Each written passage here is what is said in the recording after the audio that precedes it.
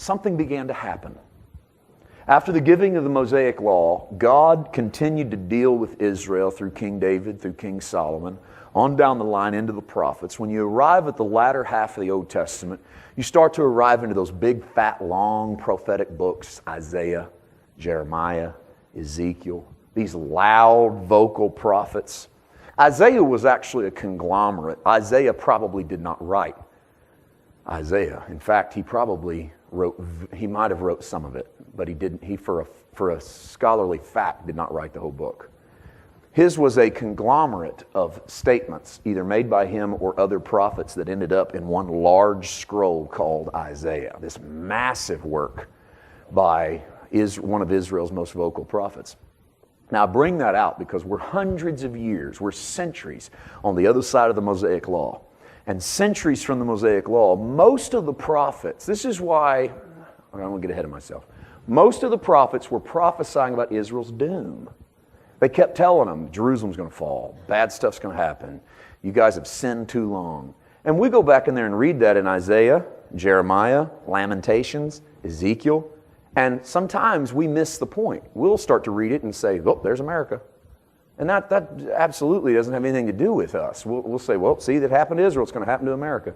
And I don't think we even realize that Israel and America don't function under the same umbrella. Israel functions under the law, America functions under grace. And so to try to put the pieces into different puzzles is not going to work. And so what you're reading when you read something like Isaiah is, it actually happened. Israel went through a darkness where they lost their temple, and we call it the silent period, 400 years between Malachi and Matthew. Our Catholic friends wouldn't call it silent at all because they got a whole bunch of books that fit right in there. And we call it the Apocrypha. The early King James Version had that in the King James, by the way. But that whole chunk of books that exists that really just told Israel's story between Malachi and Matthew. But something happens as the years roll on. We're getting closer to Jesus. They're churning out prophets. We're churning out Psalms. We're churning out Proverbs. We're churning out minor prophets, major prophets. They're writing scrolls. Somebody begins to catch a different attitude in the realm of the Spirit. God begins to speak. Not only is he talking about Israel going through a period of darkness without her temple, where Jerusalem gets attacked, God begins to talk about what's going to happen on the other side of that. God begins to talk about what he wants to do in the future. Now watch how this changes, because remember this. Emasculated man, not allowed into the synagogue, right? Foreigner, not allowed into the synagogue. Marry somebody you're not supposed to marry, kids not allowed into the synagogue. Watch Isaiah. Chapter 56, verse 3. Let no foreigner who is bound to the Lord say, the Lord will surely exclude me from his people. And let no eunuch complain, I am only a dry tree. I find that phrase, I'm only a dry tree, very fascinating from a eunuch. And if you don't know what a eunuch is, it's an emasculated man. Jesus said in the gospel, some eunuchs were born that way, some did that for God, some had that happen to them by accident. For whatever cause, they're a eunuch. And God says, don't let a man complain, I'm only a dry tree. Verse 4. For this is what the Lord says to the eunuchs who keep my Sabbaths, who choose what pleases me, who hold fast to my covenant. 5. To them I will give within my temple and its walls a memorial, and a name better than sons and daughters. I will give them an everlasting name that will endure forever. Time out. I thought God was the same yesterday, today, and forever, and he never changed his mind. He's not supposed to do stuff like this. So I want you. So let's take a slow turn here and try to figure out why God would all of a sudden decide a few hundred years later to start letting eunuchs into this temple. It tells me this: God hasn't changed his mind. God was only giving the law for the purposes I told you. He hemmed Israel in and he made Israel cohesive. He actually reflected the attitudes of the world around them. This was to give Israel their own identity. It actually provided a womb for his son. What God was going to do was move his son into that setting and show them his real heart. They were not allowed to see his real heart under the law. They would never see his real heart because his real heart was always grace. And so the closer he gets to Jesus, you see the time's ticking off. And the closer he gets to Jesus, the more he starts to leak his plan.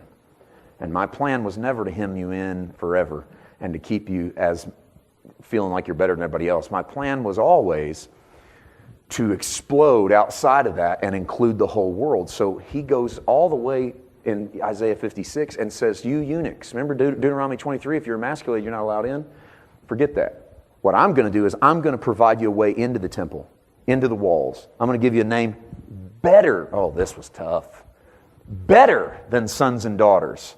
I'm going to give you an everlasting name that will endure forever. This is what was so path-breaking about Nicodemus coming at night to Jesus. Nicodemus knows the law and he knows the prophets. He's got Isaiah 56 memorized. And he comes to Jesus. And he says, boy, you're a good teacher. And Jesus says, unless a man be born again, he won't enter the kingdom of heaven. He says, for God so loved the world that he gave his only begotten Son, that whosoever believes in him, shall not perish, but shall have everlasting life.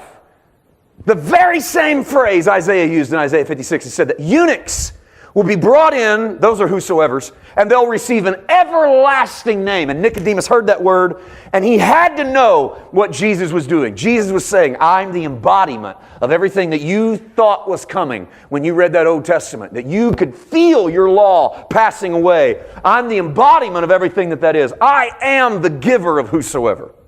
That's Jesus. Whosoever would call upon his name shall receive everlasting life, an everlasting name that will endure how long?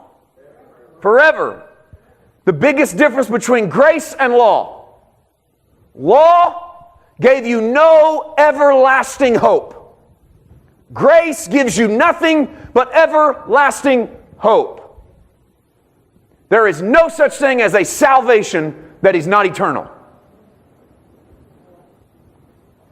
Did you hear that? How do you know that, Pastor? Because if it's a salvation that's not eternal, then what's it dependent on? You. If it's not eternal, it's dependent. You got to keep it. That's law. That is the legalism of Israel. That's Judaism at its finest. The eternal quality of salvation is wrapped up in the grace of God.